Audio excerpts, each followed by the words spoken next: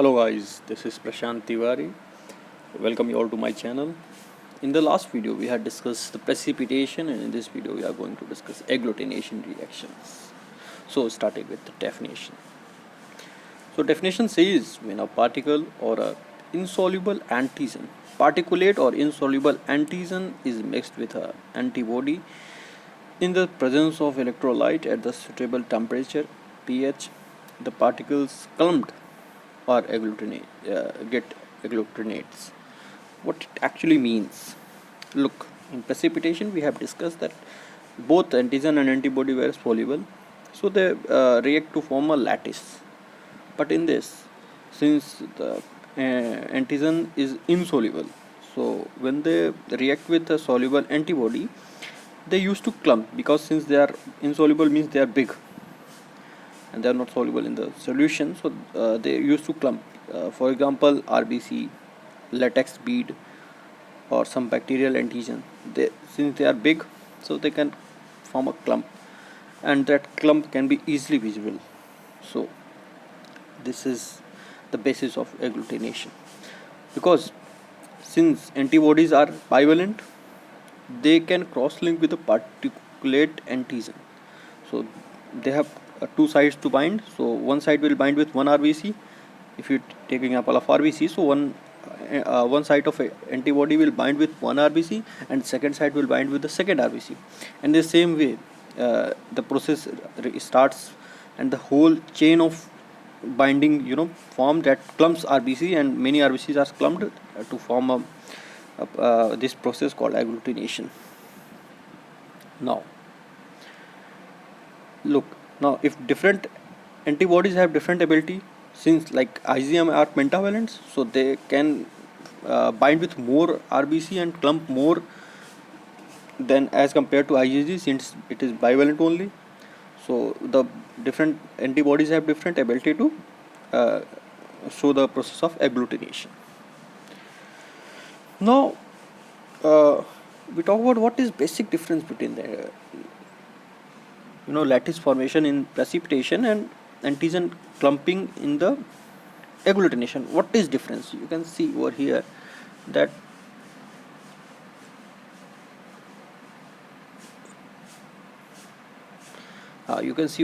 soluble antigen, when binds with same antibody, they form a lattice, and antibody with particulate antigen form the agglutination. Why it is so? Because particulate antigen, you can see in the figure, is bigger than the soluble antigen. So when they used to react and form a chain, they form a huge mass as compared to the lattice, so they clumped and are easily visible better than lattice. So this is the basic difference between agglutination and precipitation. Basically they are only antigen antibody reaction, and you can say a kind of polymerization.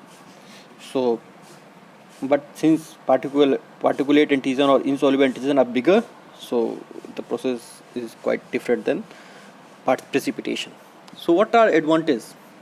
Agglutination is more sensitive than precipitation test, and the clumps are better visualized as compared to bands which is formed in gel precipitation, or follicles which are formed in a liquid precipitation. Hence, agglutination tests are widely used in the today's modern era of diagnosis. Now, type of agglutination reaction. Basically, there are two types of agglutination reaction. First one is direct, or we also call it as active, and second one is indirect or passive agglutination. So, we will start discussing direct or active agglutination. Look, it's a differential, so I have to take the both together.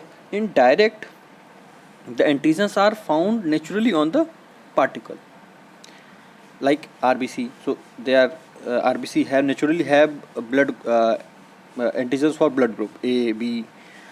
So if we see the agglutination due to the NTA and TB, so it's a direct agglutination, since we are not labeling the some particles or some antigen on that particle, like on RBC or something like that.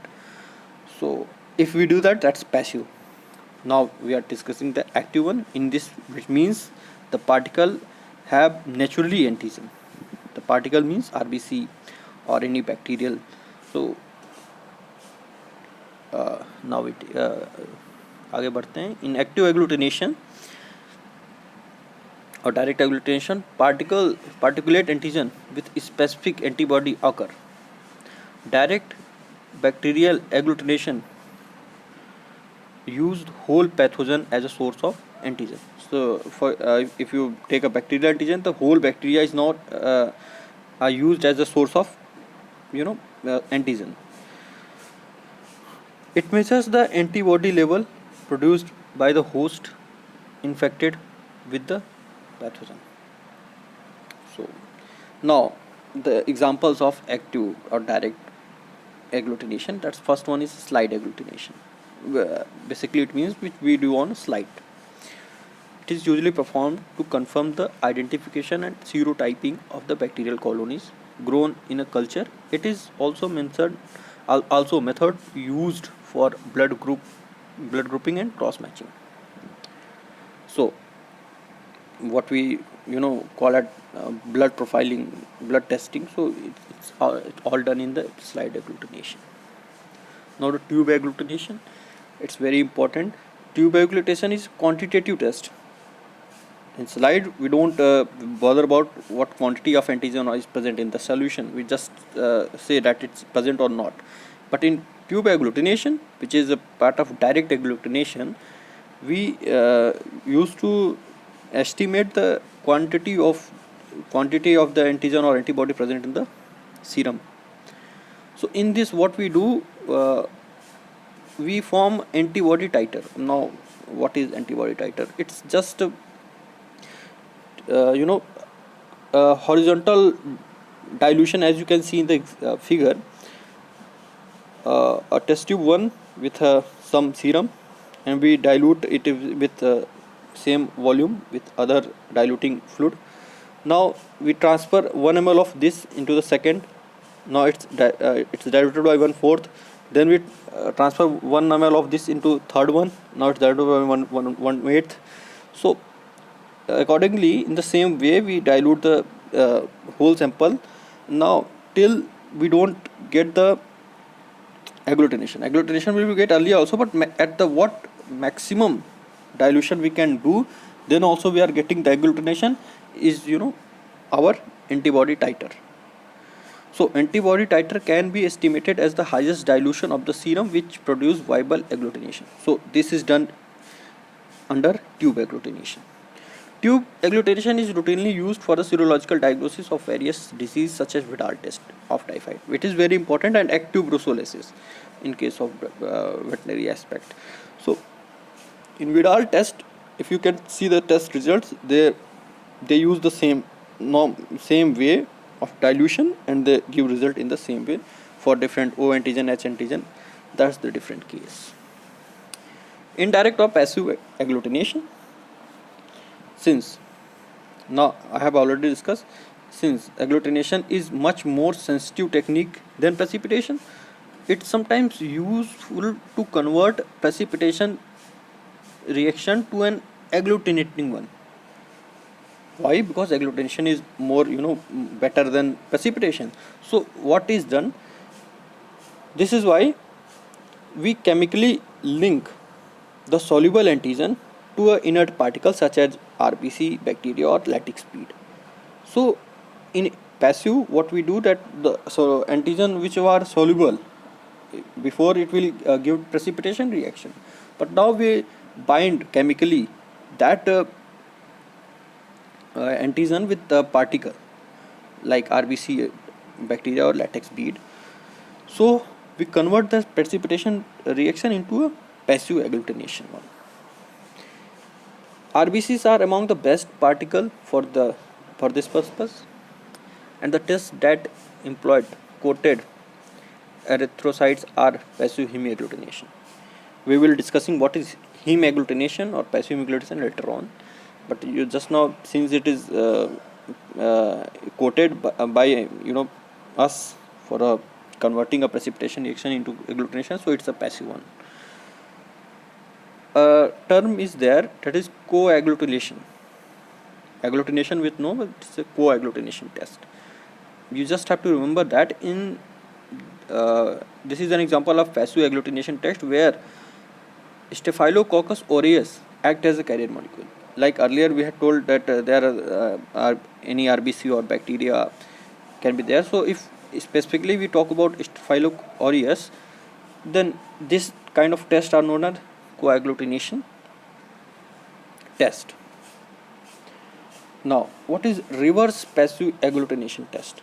If you can think that before all insoluble particles have antigen on its surface, but in reverse passive agglutination test we have antibody on the surface of that particulates. So in this test the antibody is coated on the carrier molecule to detect the antigen in the percent CM. Before we were detecting antibody before in the passive or in direct hemagglutination. Antibody were detected being antigen is binded with the a molecule, whether it is naturally present, then it's active, and if we coat that antigen on that surface, so it's a passive. But if it's not antigen, it's antibody, then it's reverse because it's now we are reversing the thing.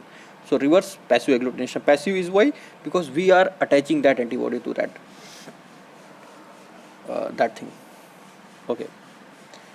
Now our last topic is hemagglutination. Simply it refers to the agglutination test that use RBC so as a carrier particle. So any test in which RBC is used as a carrier particle, we call it as hemagglutination.